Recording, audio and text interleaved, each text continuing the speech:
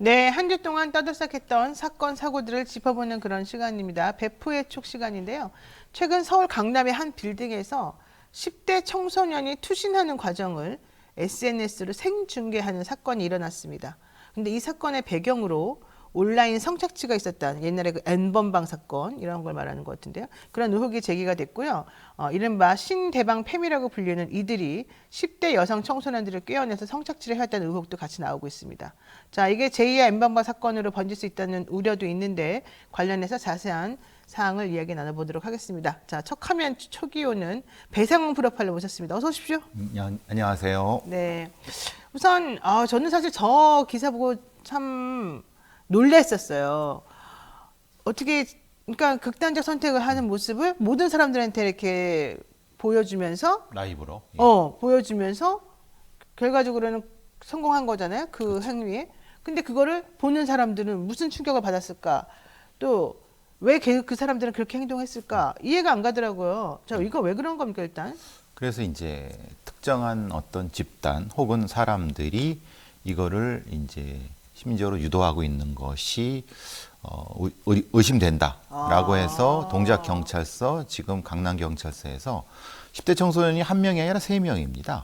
그래요. 그 이전에 2명이 더 있었고, 그러니까 근데 저 추적해 본 바에 의하면 동작경찰서가 이제 입건을 했습니다. 4명을 입건을 했는데 2019년부터 지속적으로 여러 가지 증거가 나타난다. 이렇게 돼서 그들을 신대방 팸 혹은 뭐 관악 팸 뭐 이렇게 부르는데, 이게 이제 말하자면 어떤 지역의 가출 팸 붙여갖고 이렇게 부르는 거거든요. 그러니까 관악이나 신대방에서 예. 신대방 근처에서 그 지역에서 그 자기네끼리 이제 패밀리라고 해서 패밀리처럼 그냥 예. 돌봐주고 돌보는 뭐 돌봄을 당하는 이런 관계를 형성해서 그렇죠.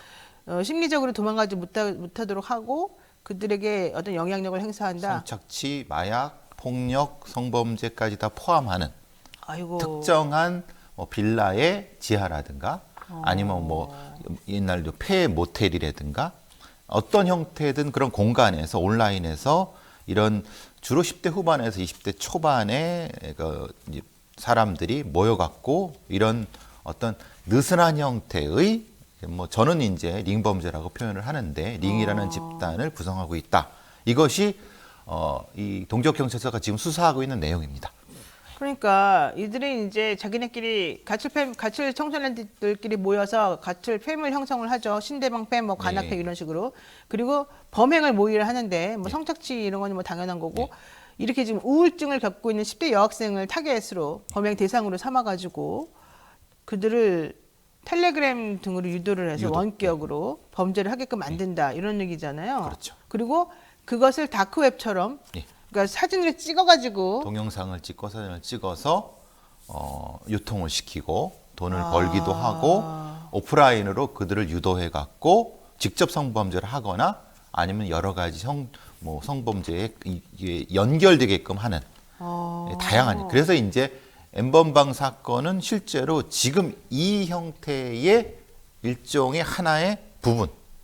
그러니까 조주빈 N번방 사건은 그것의 일종의 표현형 정도로 생각하시면 됩니다. 그러니까 남이 자살하는 거를 사진 찍거나 예. 뭐 하는 걸 사진 찍거나 이제 이렇게 해서 필름을 만들어 가지고 그런 것만 원하는 사람들에게 비밀리에 공유시켜주고 다크웹에 그런 사이트들이 그런 게 있는 예, 거죠. 예, 이게 그렇죠. 지금 예전에는 사실 우리가 영화에서만 그런 걸 봤었단 말인데 그렇죠. 그게 이제 지금 현실에서도 일어나고 있다는 거예요. 예전에는 아시다시피 이제 스너필름이라고. 스너필름. 동유럽에서 이 강제로 납치된 여성들, 어린 아이들을 러시아나 동유럽 쪽에서 많이 유통을 시켰다고 하는데 실제로는 그렇게 되지 않습니다. 지금은 완전히 다른 방식으로 지금 이런 형태로 제작하고 유통하는 방식입니다. 아이고. 방식 자체가 완전히 바뀌었고 어머나. 미국의 FBI에서도 동유럽이 타겟이 아니라 이제는 동남아 그리고 지금 말하는 우리나라 같이 이런 데에서도 이렇게 주목도가 바뀐 거죠.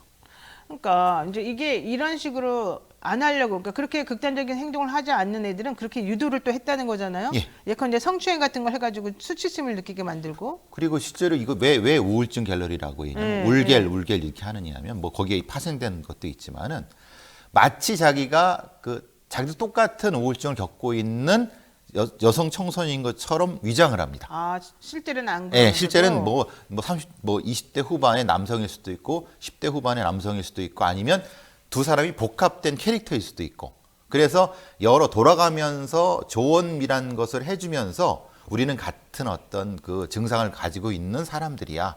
내가 널 도와줄게라고 하면서 특정한 어떤 커뮤니티나 사이트로 이동하기 위해서 거기서 이제 다양한 형태의 가스라이팅이 진행이 되고 그 가스라이팅이 진행 과정에서 어떤 약 먹어봐. 마약에 섞어 있는 거 요거 봐. 요거 괜찮아. 우울증에 좋아. 그리고 어떻게 해봐.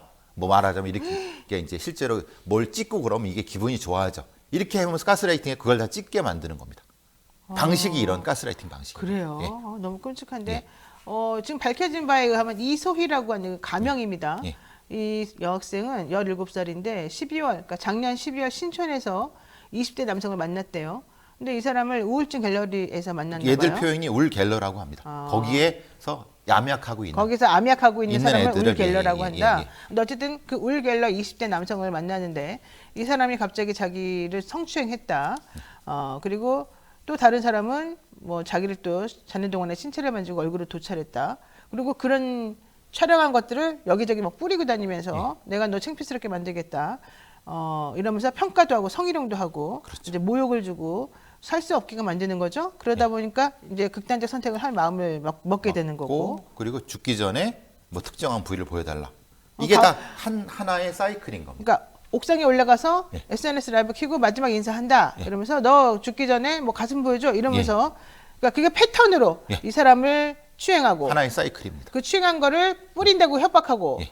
협박한다 그러면서 이 사람을 괴롭히고 그 사람 우울증에 극단적으로 빠지게 만들고 그러면 약 먹어라 내지는 이렇게 하면 괜찮겠지 이러면서 그 사람을 가스라이팅하고 그렇죠. 가스라이팅하는 최종적인 과정에서 사람들에게 보여라 이러면서 또 더 끔찍한 걸 요구하고 그래서 결과적으로 그 사람이 또 극단적으로 선택을 하게 만들고 이런 거라는 거군요. 이 과정에서 문제가 되는 건 뭐냐면 이 피해자들하고 이 여자친구 남자친구 관계를 유지하게 합니다. 누구랑 누구를요? 피해자하고 가해자가 피해자. 아, 그러니까 세상에. 너는 나를 오빠 남자친구로 불러야 돼. 그 왜 그렇겠습니까? 왜 그러는 변호사님. 거예요? 시키는 거예요? 그렇게? 나중에 경찰 수사가 됐을 때 우리는 연인 관계이기 때문에 법적으로 빠져나갈 수 있는. 자기가 법적으로 네, 빠져나가려고. 네. 그래서 이게 가스라이팅 거기까지 되는 겁니다. 아니 근데 이게 조직 범죄처럼 배후가 있다면서요? 예. 그래서 이게 말하자면 제가 링범죄라고 말씀드리는 거는 네. 미국에 그 벌써 20년 전부터 링이라고 하는 이름으로 부르는 비정형적인 일종의 재미, 러스트 크라임이라고 하는 부분인 거죠. 재미와 쾌락만을 목적으로 10대 후반과 20대 초반에 조직된 형태의 집단을 얘기를 합니다. 이게 보통 이제 학교 밖의 청소년들이 주로 대상이 되고 그 대상들이 실제로 어떤 특정한 공간에서 이런 거를 모의하고 실행하고 흩어졌다가 다시 모이는 걸 반복합니다. 그러니까 기존의 갱은 특정한 조직 강령 같은 것들이 있지 않습니까? 네. 근데 여기는 그것이 명확하지가 않습니다. 그래서 범단 같은 경우로 하기가 애매합니다. 그러니까 조주빈도 사실 범단으로 하기 힘들었던 거는 그렇죠. 예. 명확히 그 조직 강령 같은 것이 없는데 또 적용했던 이유가 바로 이 비슷한 유형이기 때문에 그렇습니다. 그러니까 어쨌든 그래도 조주빈은 뭐 명확하게 범죄 단체인지 아닌지 확인은 안 되지만 누가 보더라도 범죄 단체가 실행을 했고 지시를 만들어져서 한 했고, 것처럼 그렇죠. 좀 되니까 그래도 그나마 그걸로 예. 처벌을 받는데 이런 개별 소수한 케이스 같은 경우에는 그렇게 또 처벌하기도 어려운 부분이 있다는 1대1로 다이렉트하는 방식이 유지가 되는 것도 그렇게 됩니다. 그러니까 일단 인터넷 사이트 같은 데다가 술 마실 사람 이렇게 모여가지고 그렇죠. 모텔로 유인을 해서 그 사람들을 이제 바람잡이들이 꼬시고 그리고 술 먹이고 술 먹은 상태에서 각종 나쁜 짓을 해가지고 촬영 같은 거 한 다음에 협박하고 거기에 이제 말하자면 물뽕 같은 어. 마약도 사용되는 그렇죠. 거예요. 그러니까 본인들은 모르고 이제 그렇죠. 마약에 중독이 예. 되는 거겠죠. 그러면서 합의금 달라 이렇게 하고 이런 식으로 해서 지금 계속 똑같은 범죄를 저질러 오고 있다는 얘기인데 수천만 원을 뜯어내고 그것이 범행 자금이 되고 이렇게 되는 거죠. 이들한테는 약술이라고 부르는 것은 약술이 뭡니까? 말하자면 알코올과 졸피뎀을 섞어서 야 그러면 정말 위험한데요. 위험하고 죽을 수도 있습니다. 네. 그리고 그것이 통제 약물이기 때문에 굉장히 위험합니다. 이거 향정신성 의약품이어서 예. 의사의 처방이 없으면은 졸피뎀 같은 거 함부로 못 받는 건데 이거를 어쨌든 여러 루트를 통해서 얻어낸 다음에 약 술에다 타서 먹인다는 거군요. 먹이기도 하고 이게 우울증에 도움이 된다라고 가스라이팅해서 먹게 만든 다음에 결국은 그 피해자를 성범죄의 대상이나 수단으로 이용한 것도 이들의 수법입니다. 15살짜리 어떤 여자애는 내가 한번 조울증 때문에 술피뎀 먹여 재우는 걸 봤다. 나도 죽으려고 200알 먹은 적 있다. 이렇게 얘기했는데 이렇게 시키는 겁니다. 말이 됩니까? 네. 세상에. 자, 이거 우울증 갤러리 같은 이 온라인 커뮤니티가 문제인 것 같은데 폐쇄 못 시킵니까?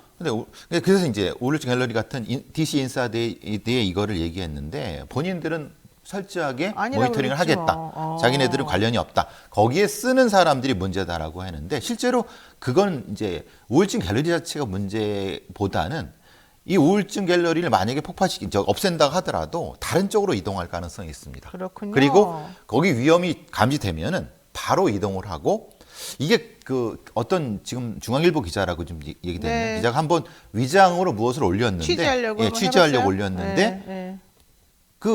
오히려 그것이 이제 모니터링돼서 사라지는 것보다 거기에 범죄로 접근하는 속도가 더 빠릅니다. 그러니까 한 1분 내에 다다다닥 해갖고 빠져버리고. 네. 예. 그리고 실제로 이제 모니터링해서 이것을 그 글을 삭제하는 시간은 2분, 3분. 그러면 이미 다 끝나는 거죠. 네. 우리 다른 데로 옮기자라고 해서 그대로 데려간다는 겁니다. 그러니까 우울증 갤러리를 폐쇄한다는 한들 소용 있겠냐 그런 얘기가 나오는 게 바로 그겁니다. 지금 또 이런 얘기 해주신 분이 있네요. 20대 울갤러가 일베랍니다. 그 사람이 국민의힘 당협 활동을 했답니다. 이런 얘기도 지금 하고 있는데 그런 것도 있습니까? 글쎄 그거는 확인된 바가 확인이 없습니다. 아직 지금 없어요? 예. 자, 우울증 갤러리 관련 성범죄 사건들 정리했는 걸 보니까 뭐 서울 서부지법, 수원지법, 성남지원, 춘천지법, 울산지법 지금 화면 보이는 것처럼 여러 곳에서 2019년도부터입니다. 2019년도부터 23년도까지 계속 그 범행이 이루어지고 있다는 걸 우리가 알 수 있는 거죠. 그러네요. 그리고 자살 시도 같은 걸 하게 되면 그거를 생중계를 하면서 오히려 어떤 사람들은 하지 마라 이런 사람도 있지만 야 아무도 너 안 좋아해 그냥 죽어버려 이런 말 하는 사람도 있다는 계속 거죠. 부추겨서 죽게 만드는 거죠. 죽으면 울면서 한 방송 보면서 뭐뭐 하겠다 이런 조롱도 하고. 그렇죠. 아 세상에 울갤러를 통해서 친구들이 많이 잃었다 이렇게 한 사람도 있네요. 작년에만 장례식장을 5번 갔다.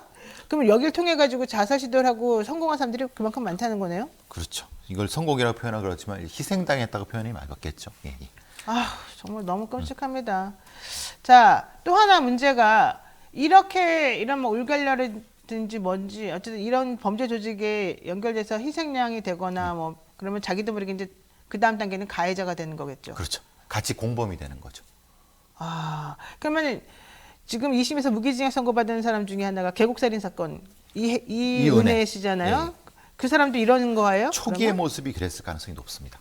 아. 이은혜도 중학교 때부터 해서 고등학교 때의 이 모습이었을 가능성이 높습니다.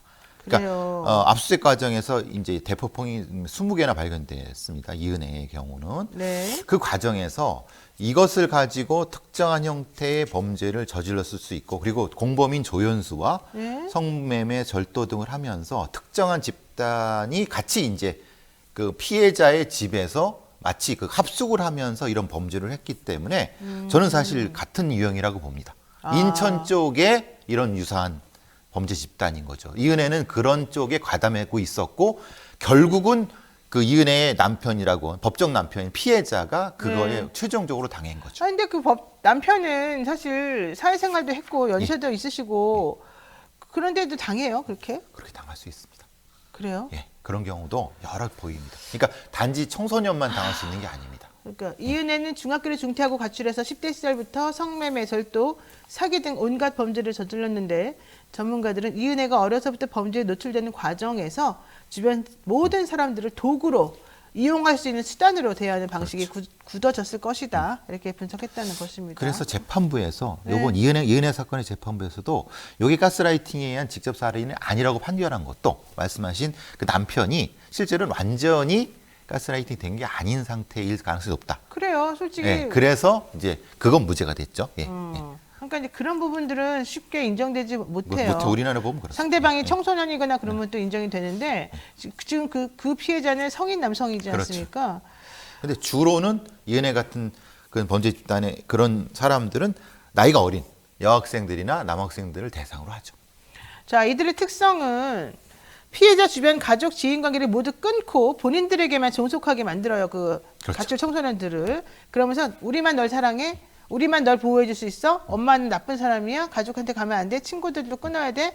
너 선생님 정말 나쁜 놈이다. 이러면서 이제 자꾸 주입을 시킨 그렇죠. 다음에 내가 시키는 것만 해. 내가 널 사랑하기 때문에 시키는 거야. 이러면서 그 학생들을 조종한다는 거잖아요. 그렇죠. 가출하게 만들고 약을 사게 만들고 아니 근데 그런 조직이 뭐 정말로 조직처럼 위계질서나 직책 이런 게 없는 거예요? 그냥 단순하게 재미를 위해서 이런 행동을 하는 거예요? 그러니까 조주빈의 사례를 보면은 특정한 형태의 조직 구성원이라기보다는 흩어져서 사라지는 형태가 반복되고 있습니다. 아 만들어놨다가 예. 사라지고. 근데 수계들, 조주빈이나 조주빈의 핵심 일당들은 항상 유지가 되고 있습니다. 그렇군요. 그러니까 표현은 많이 다르죠. 어디는 울갤러이고 어디는 엠번방을 가지고 이런 방식이기 때문에 사실 추적하기가 그렇게 만만치가 않습니다. 그렇군요.